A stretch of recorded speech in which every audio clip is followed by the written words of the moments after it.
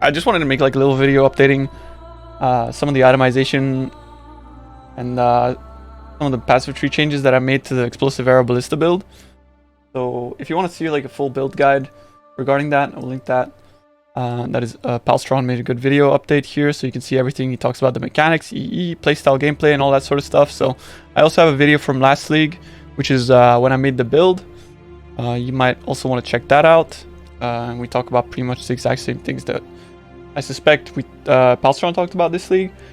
So yeah, also I made some filters here which are more suited to how I like to level the build.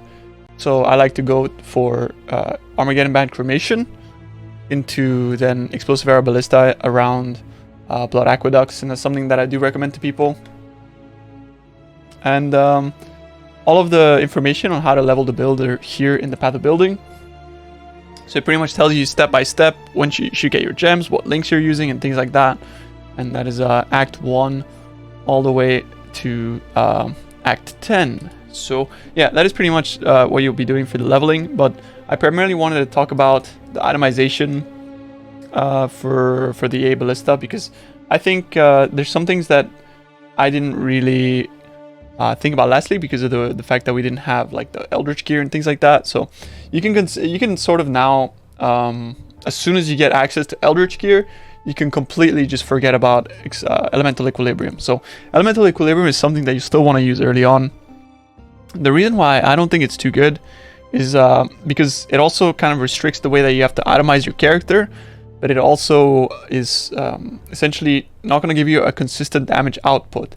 So the best way that I can describe that is that every time you apply Elemental Equilibrium, you're going to be getting a big damage spike, right? So since you're not actually truly snapshotting ignite damage, what happens is your damage ramps up, but then it will go down when another explosion happens, and it will go back up when an arrow hits. So essentially it's going to be like fluctuating, but you can mitigate that by using Eldritch Implicits these days. So as soon as you get access to Eldritch Implicits here on gloves, what you're going to be looking for is exposure, which is either world implicit. So you can see that you can get exposure here at item level 75, and it's going to be -11 for fire resistance, right? So that's going to apply exposure, and you don't have to have a high item level one, or sorry, a high one, because what you'll just do from there is you will just spec into Elemental Mastery, for example, and you will get -18 to resistances. So basically that is going to make it sure, so you're going to have just -18 resistance. So I think Elemental Equilibrium, as soon as you're going to be getting that, I think you should unspec this. I don't think it's that good. Yeah, you'll just be able to get fire exposure from here, and it's going to be a lot more consistent. Secondly, another thing that you can do is, if you really want to actually use your Orbs of Conflict on something, you should be using them on Glove Implicits as well, which is Ignite Spread. So you can actually get a radius of 17 if you want to spam your Orbs of Conflict. 15 I think is passable. This is the minimum that I would have. So this is Grand? Lesser... this is exceptional, I believe. Yeah, so I mean, this is exceptional. Maybe Grand is like the least I would accept, but I would go for like exceptional or beyond. So ignites you, inflict spread to enemies within a radius of 15, and so this allows you to actually drop Ignite Proliferation, which is a good gem, but is not the best gem by any means. So you'll be able to swap that out for another support gem that gives you more damage. And yeah, alternatively, I know that Ignite Proliferation gem gives you 20 radius. So 20 radius is better than 17, which is you know, perfect, which is the highest implicit that you can get. But you know, it's completely up to you whether you want to keep Ignite Proliferation if you feel like you have enough damage, which, by the way, I feel like the build has more than enough damage already as it is. The complete budget, like terrible gear, you know, things that you can pick up on like literally like off the floor. It's already like a 5.5 mil DPS. So yeah, obviously early on, the first thing you're going to be wanting to find is a high attack speed Stormcloud bow. The Stormcloud is completely busted. Last league I did like all my bosses, you know, like Uber Elder, the Maven, all these things with the Stormcloud. I even did some carries for people.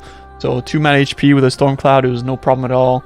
And yeah, I would also recommend to just grab a skirmish early on. This is complete. It's terrible, right? But it's also really good, because what that enables is for you to not have to hit such strict attack rate targets. And I think attack rate is very important with how explosive arrow now works. That it's actually penalizing you not for hitting high fuses. So you definitely want to be hitting high fuses. It's very important to be doing that.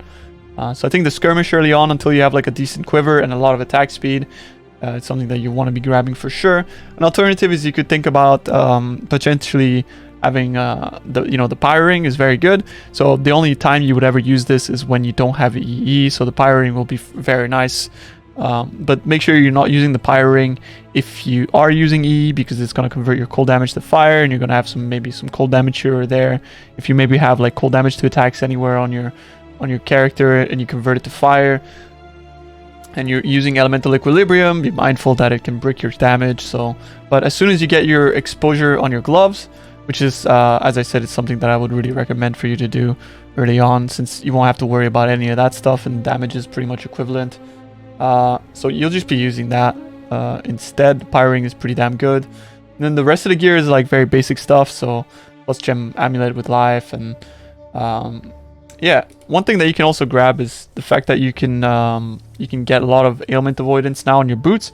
Capping ailment avoidance is really easy these days, because you can get an implicit with 32% on your boots, and then a suffix craft with 25%. So that's already going to be like 60+% on your boots, and then you can get 25 on chest, and you can either like anoint or maybe grab the rest like elsewhere. But essentially, like, capping your ailment avoidance is pretty easy these days. It's not that big of a deal if you want to do that, and capping suppression is just as easy as well, because we have access to so many essences, and rare gear is completely busted with the new influences and things like that. So yeah, you can get your suppression capped, and you can get your ailment avoidance capped pretty fast. Another big thing that I'm now pretty much including in all my League Start builds is the Gull and the Shrine nodes on the Atlas passive tree. So these nodes here are going to be like nodes that I'm going to be pretty much rushing on every build. And the power that you get from the Gull and these is crazy. So you're going to be getting monsters in your map as well as shrines, and these shrines are going to give you a lot of movement speed, a lot of damage, because of the massive shrine, making your Atlas progression that much smoother. And yeah, it's something that I really recommend to everyone to spec into early on. Like the shrines are nuts, boys. The shrines are nuts. And yeah, other than that, I think rolling your flask is very important for, like getting your flagellant in there, maybe like so you can get some regeneration on your flask, on your flasks when you get hit, so you can have like high uptime. And this is also something that I really highly recommend. It's a few passive skills to get there, but Hired Killer is very good, so you'll have like really good sustain while mapping. Getting Recover Life on Kill is really nice for the Explosive Arrow Ballista build, since you're gonna be like inflicting ailments, and ailment kills count as your own, even though you're killing with totems. That is gonna top you up as you're mapping, and with the amount of juice and with the amount of monsters that we currently have in the maps, you're gonna be constantly topped up. Another thing that you could consider is the new jewel designed by Steel Mage. You're gonna be able to basically have an intuitive leap around specific keystones. So one that you can consider is Iron Reflexes, and you're going to be able to allocate Panopticon, Ironwood, and unfortunately not Surveillance, but it's still something that you should consider, because you could save all of these points, and then you can anoint Surveillance and just path out to Watchtowers. And I think that is honestly really good. You'll be able to save so many passive skills doing that, and then you can literally invest these passive skills into anything else. So what happens there is we go from a level 95 build to a level 78 build. So you can imagine all of those passive skills could go into literally anything else. You could get like a lot more life, a lot more recovery. But one thing you need to consider is that you actually need these passive skills. It's completely just like, yeah. But we have no idea how much that jewel is gonna cost. But I'm just putting all the options out there so you guys know that these are things that you could do. Alternatively, also the Lighty Ring that gives you damage reduction.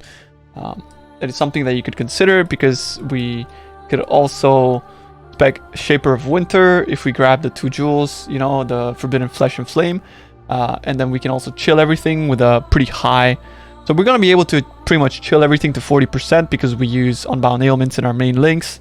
And 40% chill means 20% damage reduction. So that's pretty much like having Fortify on your ring.